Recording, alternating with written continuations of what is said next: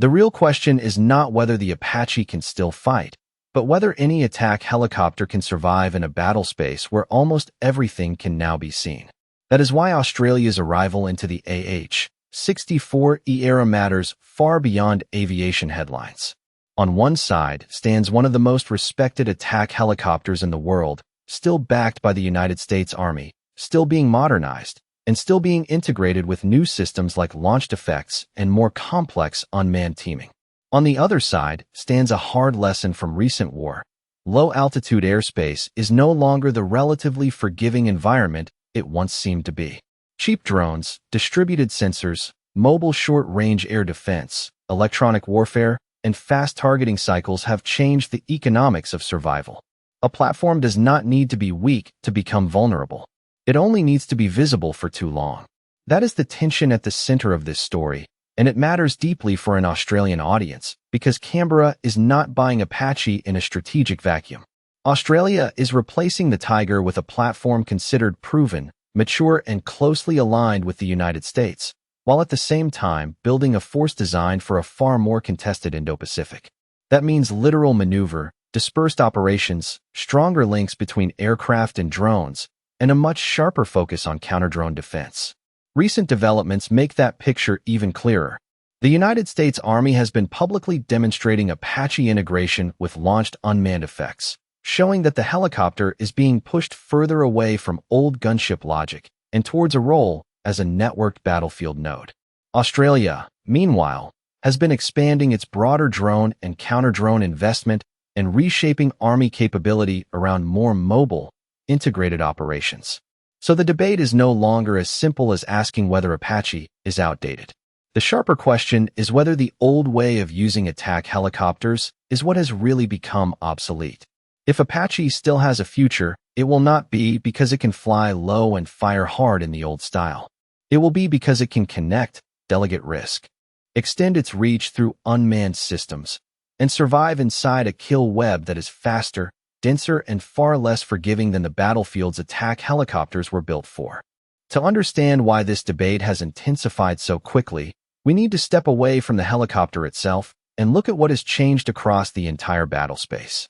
Over the past few years, the cost of finding a target has dropped dramatically, while the cost of protecting a crewed platform has continued to rise.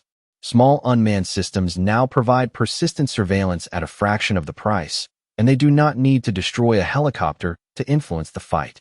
Simply detecting movement, tracking patterns, or revealing a forward operating position can trigger a chain of effects that forces a helicopter to disengage or reposition. Reports from European defense analysis groups highlight that modern air maneuver forces are now exposed across every phase of their operation, not just during an attack run. Assembly areas, refueling points, maintenance sites, and even transit routes are increasingly observable through a dense network of sensors and unmanned platforms. This creates a condition where time itself becomes a vulnerability. The longer a helicopter remains detectable, the higher the probability that it will be fixed within a targeting cycle that is faster and more distributed than before.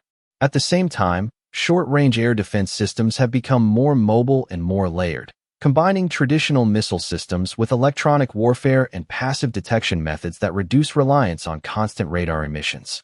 This means that a helicopter cannot simply avoid one type of threat. It must operate within an environment where multiple detection and engagement methods overlap. Importantly, this is not just a European problem. The same technological trends are relevant to the Indo-Pacific, where wide distances, complex terrain, and maritime approaches add additional layers of difficulty. For Australia, this shift is particularly significant because it is building a force designed to operate across dispersed islands and coastal regions, where visibility from above and from the electromagnetic spectrum can be persistent. What emerges from this is a clear pattern. Helicopters are not becoming irrelevant, but the conditions in which they operate are becoming far less forgiving. The battle space is now defined by continuous observation, rapid data sharing, and the ability to connect sensors to shooters with minimal delay. In such an environment, survivability is no longer just about armor or maneuver. It is about whether a platform can avoid being seen, reduce its exposure time, and operate as part of a system that distributes risk rather than concentrating it on a single aircraft. And yet, despite all of these pressures, one fact remains unchanged. The Apache has not disappeared from the battlefield, and it has not been abandoned by the very forces that understand these threats best. Instead, it is being reshaped. The reason lies in capabilities that have not been fully replaced by unmanned systems. An AH-64E Apache still carries a level of concentrated firepower, sensor integration, and decision-making flexibility that a distributed drone swarm cannot easily replicate on its own. It can respond quickly, adjust in real time, and deliver multiple effects without relying on a fragile chain of separate systems.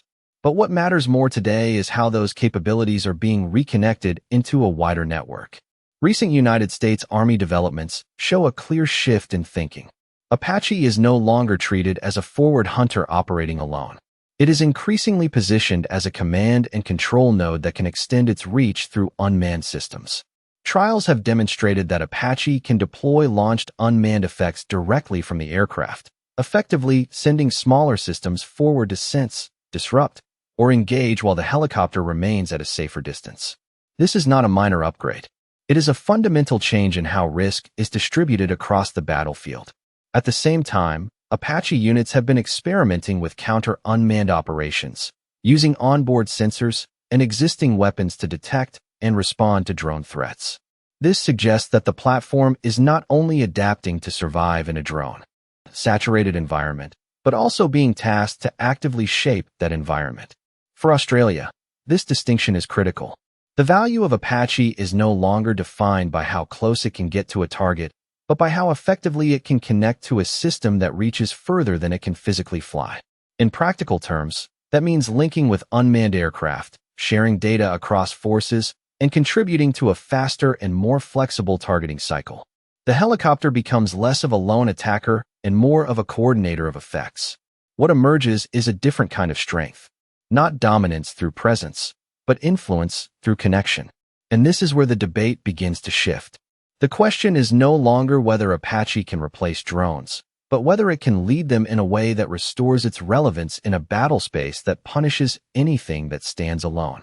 This is exactly why the Australian decision cannot be understood as a simple platform replacement.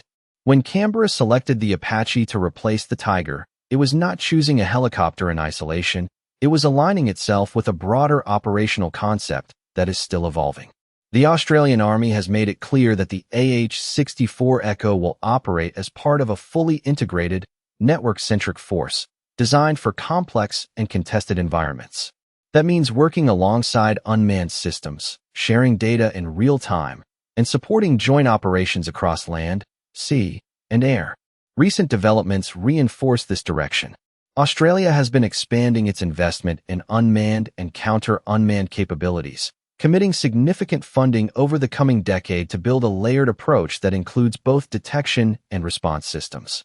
At the same time, new force structures such as the Littoral Maneuver Group are being established to enable rapid movement and deployment across coastal and island environments, particularly in the north.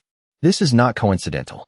It reflects a strategic shift towards operations in the Indo-Pacific, where distances are vast, terrain is fragmented, and the ability to move and sustain forces across dispersed locations becomes critical. In this context, Apache takes on a different meaning. It is not simply an attack platform designed to operate close to the front line. It becomes part of a wider system that includes transport helicopters, long-range fires, maritime assets, and a growing ecosystem of unmanned platforms. Its role is to provide responsive firepower, situational awareness, and coordination within that system, rather than to act independently. There is also a domestic dimension that cannot be ignored. The introduction of Apache is linked to industrial activity, training, and support infrastructure within Australia, particularly in Queensland, where maintenance, engineering, and operational support are being developed. This adds another layer to the decision, combining military capability with economic and strategic resilience. For an Australian audience, the key point is this. The value of Apache will not be determined by its performance alone, but by how well it is integrated into a force that is designed for the specific challenges of the region.